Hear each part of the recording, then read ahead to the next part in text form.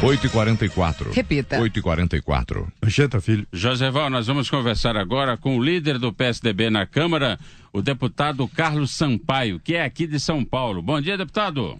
Bom dia, Anchieta. É um prazer estar falando com você e todos os ouvintes da Jovem Pan. Expectativa aí no Congresso Nacional, primeiro para a divulgação da famosa lista de políticos que foram citados na Operação Lava Jato. Essa é uma divulgação que pode alterar as bases podem tremer, né, deputado? Anchieta, há uma expectativa muito grande, não só no parlamento, mas acho que do país como um todo, de saber quem foram aqueles parlamentares e agentes públicos. Aqui me refiro a deputados, senadores, ministros, ex-governadores, quem foram aqueles que se envolveram com a corrupção da Petrobras, quem foram aqueles que, em conluio com a própria estrutura da Petrobras, quase destruíram a mais importante empresa nacional.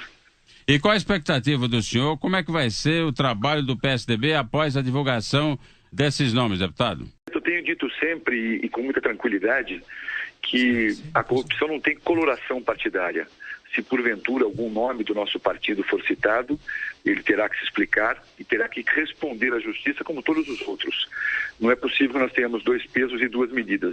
Se nós estamos afirmando que aquilo que o Paulo Roberto Costa e o CEF estão delatando de fato tem respaldo em provas, e essas delações até agora foram contra integrantes, na sua grande maioria, do PT, alguns do PP e do PMDB, não é possível que se a delação viesse também sobre o PSDB, que nós tivéssemos uma conduta diferente.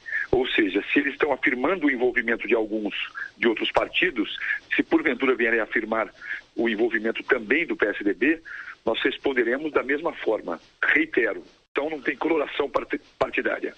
Deputado Carlos Sampaio, muito bom dia. Raquel Sherazade. Eu vou me adiantar um pouquinho. Nós temos CPI, nós temos o processo do Petrolão, temos o fim das investigações, o processo do Mensalão propriamente dito contra os empreiteiros, contra os políticos. O senhor acredita que o caso Petrolão terá um desfecho semelhante ao do Mensalão? Ou seja, peixes grandes fora da rede, peixes pequenos atrás das grades? Primeiro que não aconteceu isso, desculpe, Raquel, eu tenho uma visão diferente.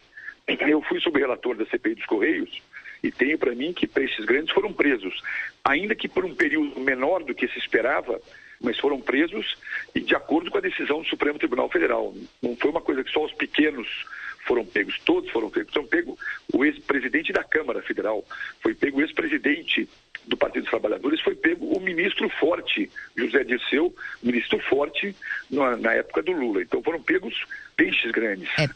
Pegos, mas porém já estão em casa, já estão usufruindo, né, da prisão domiciliar. Porém, outros envolvidos no caso acabaram tendo penas muito mais rigorosas e continuam em regime fechado. Todos estão soltos e cumprindo pena domiciliar, de acordo com aquilo que determina a lei e a decisão do Supremo Tribunal Federal. Eu não entendi que tenha havido facilitação. Eu ficava, por óbvio, até pela minha formação como promotor de justiça, com a condenação que foi dada pelo ministro Joaquim Barbosa.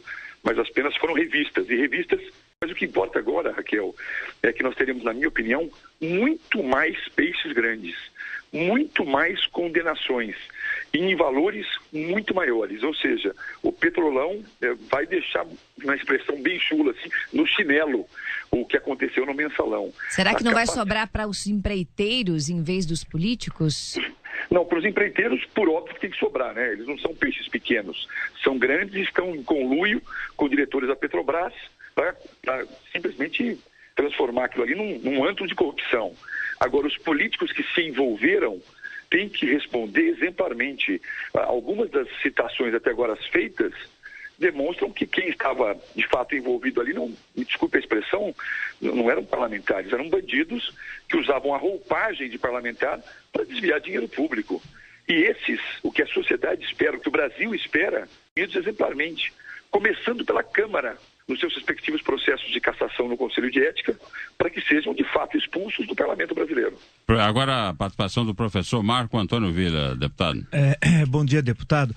Bom dia, professor. São duas questões bem rápidas. Uma é reafirmar o que o senhor disse. Caso tenha algum membro da oposição a atitude da oposição vai ser a mesma, ou seja, não vai repetir 2005, né? Que houve um momento muito desagradável que envolvia um parlamentar do PSDB e a posição do PSDB foi diferente em relação aos acusados no mensalão em relação ao senhor Eduardo Azeredo, né? Quer dizer, dessa vez, caso haja nessa lista e comprovada, evidentemente, qualquer vinculação com o parlamentar oposicionista, em particular do PSDB, a ação vai ser dura, severa, quer dizer, não vai haver qualquer contemplação com corrupto, não é isso? Eu tenho certeza disso, professor.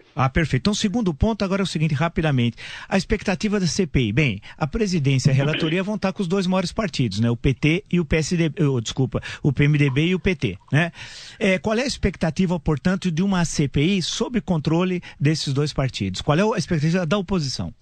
Olha, na verdade, no que tange a postura do PT, eu não posso lhe adiantar o que vai acontecer. Sim. Mas do PMDB, eu tenho sentido que a vontade é de levar adiante a investigação. O fato do comando da CPI, portanto, da presidência da CPI, ficar com o PMDB, não dificulta a investigação. Em hipótese alguma, até porque conversei muito com o atual presidente Eduardo Cunha, temos chances de estar indicando o primeiro vice-presidente desta comissão e também, o mais importante, na minha opinião, que é constituirmos sub-relatorias. O relator não pode centralizar as investigações como aconteceram nas últimas vezes na Câmara nos últimos 5, 6 anos. Essas CPIs dos últimos 5, 6 anos não tiveram êxito e não tiveram sub-relatorias. Eu participei de duas como sub-relator, uma do mensalão e a outra dos sanguessugas das ambulâncias, ambas com sub-relatores, ambas com desfecho positivo, porque não se centralizava na mão do relator. Então, a única luta que nós teremos que ter um embate, e eu acho que o Eduardo Cunha estará do nosso lado nesse momento, é para constituirmos as sub-relatorias que irão investigar 3 linhas distintas: a dos políticos, a operacional e a de sistematização, ou seja, uma sub-relatoria para organizar todas as provas. Deputado Carlos Sampaio, líder do PSDB, falou aqui no Jornal da Manhã da Jovem Pan sobre essa divulgação de Rodrigo Janot, que pode ser essa semana, pode ficar para a próxima. Há a expectativa que aconteça nessa semana. E também a instalação da CPI da Petrobras na Câmara dos Deputados. Deputado Carlos Sampaio, líder do PSDB. Bom dia para o senhor. Um grande abraço a todos e muito obrigado pela oportunidade.